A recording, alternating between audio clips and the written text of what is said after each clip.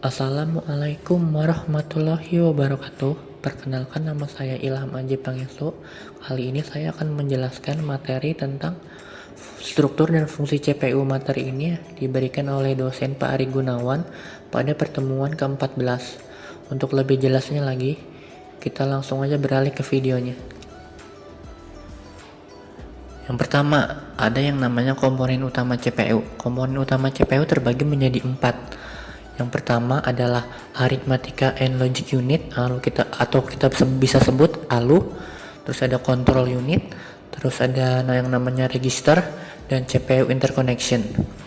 Arithmetic and Logic Unit alias ALU bertugas membentuk fungsi-fungsi mengolah data komputer. ALU sering disebut sebagai bahasa mesin komputer karena bagian ini mengerjakan instruksi bahasa dari komputer itu sendiri. Lalu, seperti istilahnya, ALU dibagi menjadi 2. Yang pertama ada Arithmetic Unit dan Arithmetic Unit Logika Boolean, yang masing-masing memiliki spesifikasi itu sendiri, tugas-tugas itu sendiri. Lalu ada yang namanya Control Unit. Control Unit itu bertugas mengontrol operasi CPU dan secara keseluruhan mengontrol komputer sehingga terjadi sinkronisasi kerja antar komponen dalam menjalankan fungsi-fungsi itu sendiri, seperti contohnya operasi yang ada di control unit.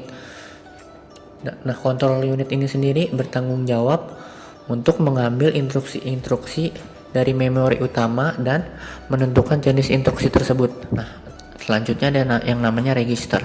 Register ini adalah media penyimpanan internal CPU yang digunakan saat proses pengolahan data. Nah, memori ini bersifat sementara, teman-teman, digunakan untuk menyimpan data yang saat diolah dan mengolah data selanjutnya. Kerjanya tuh kayak nggak jauh beda kayak RAM. Lalu ada yang namanya CPU Interconnection. Sistem koneksi yang ada di dalam bus yang menghubungkan komponen internal dan bus-bus eksternal CPU. Lalu ada yang namanya komponen internal CPU ya, teman-teman. Gambarnya seperti ini. Lalu ada yang namanya struktur detail inter CPU, gambarnya tuh seperti ini. Lalu ada yang namanya fungsi dari CPU. Fungsi CPU itu yaitu menjalankan program-program yang disimpan dalam memori utama dengan cara mengambil instruksi. Lalu fungsi lainnya yaitu menguji instruksi tersebut yang telah diinstruksiin, lalu mengeksekusinya satu persatu sesuai dengan perintah.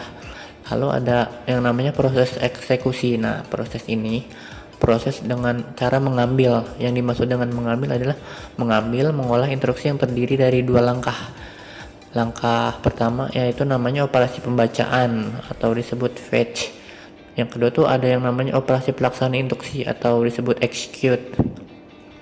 Nah, di sini ada yang namanya siklus instruksi, bisa kalian lihat di sini gambarnya. Tadi kan saya jelasin ada 2 siklus fetch dan siklus execute. Nah, siklus fetch ini pada setiap siklus instruksinya, CPU awalnya akan membacakan instruksi dari memori. Nah, terdapat register dalam CPU yang berfungsi mengawasi dan menghitung instruksi selanjutnya, yang disebut sebagai PC atau program counter. Nah, PC ini akan menambah satu hitungan setiap kali CPU membaca instruksi. Nah, instruksi-instruksi ini yang dibaca akan dibuat dalam register atau register instruksi, bisa kita sebut IR, jadi instruksi register. Nah, instruksi ini yang dalam bentuk kode bisa kita interpretasikan oleh CPU. Nah, kemudian dilakukan aksi yang harusnya diperlukan siklus fetch itu sendiri. Terus ada aksi CPU yang ada di dalam memori berpindah data dari CPU ke memori yang sebaliknya. Nah, CPU input output berpindah data dari CPU ke modul input output dan sebaliknya. Lalu mengolah data, CPU membentuk jumlah operasi aritmetik dan logika terhadap data kontrol dan merupakan instruksi untuk mengolah fungsi. Lalu ada yang namanya kontrol dalam aksi CPU itu, yang merupakan instruksi dan mengontrolisasi fungsi itu sendiri dan mengubah urusan dari kontrol menjadi urusan eksekusi. Nah, selanjutnya ada siklus dari eksekusi atau siklus execute. Lawan tadi kan sebelumnya udah saya jelasin ada 2 langkah. ada siklus fetch dan siklus execute. Nah, sekarang adalah siklus execute. Nah,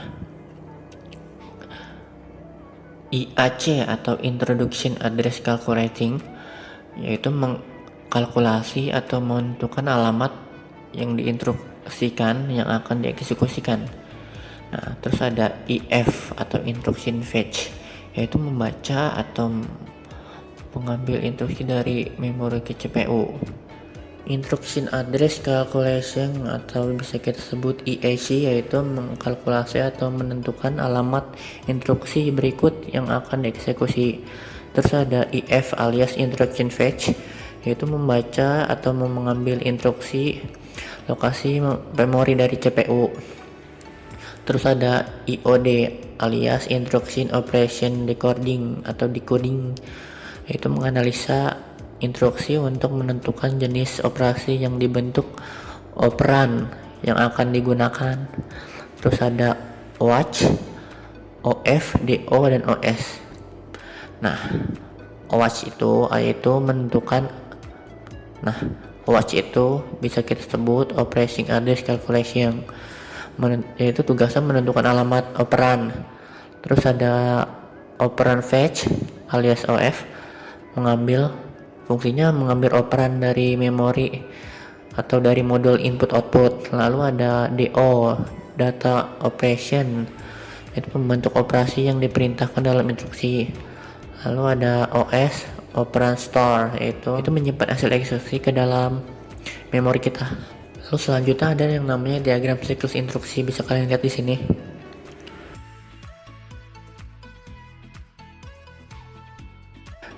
Nah, mungkin segitu saja penjelasan dari saya. Kurang lebihnya mohon maaf.